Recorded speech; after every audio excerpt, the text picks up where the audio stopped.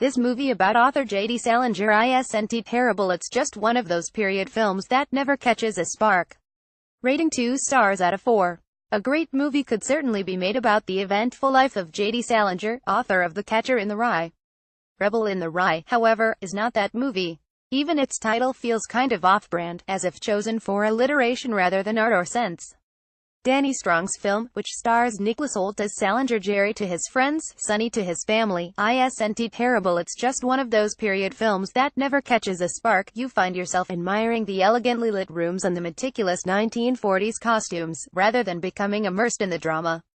It's a movie both small-scale and sprawling, covering a number of years in Salinger's life, beginning with college days in 1939, when young Jerry, smart-mouthed but talented, took a writing class from Whitburn at Kevin Spacey, editor of Story magazine, who would become an essential mentor.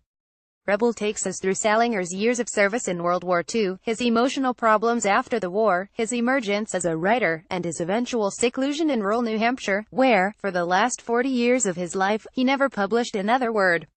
Rebel in the Rye, with Nicholas Hoult, Kevin Spacey, Hope Davis, Victor Garber, Sarah Paulson, Zoe Deutsch.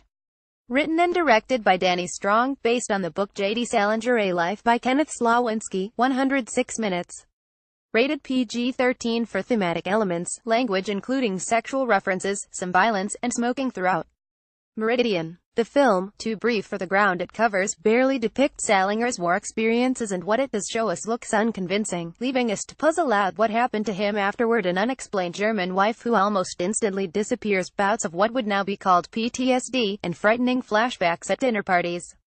Hoult has a nicely wicked grin when he plays Salinger's cockiness, but never lets us inside. We don't know where the writing comes from, or exactly what died inside him.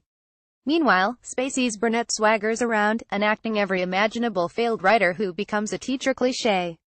To be fair, Spacey doing a deadpan drunk is pretty funny. Can he please do this in all of his movies?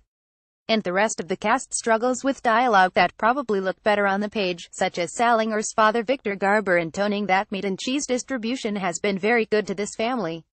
Rebel in the Rye is based on the 2011 biography J.D. Salinger, A Life by Kenneth Slawinski. It left me wanting to check out the book, so perhaps as a biopic the film has done its job. You wonder, though, about what it might have been.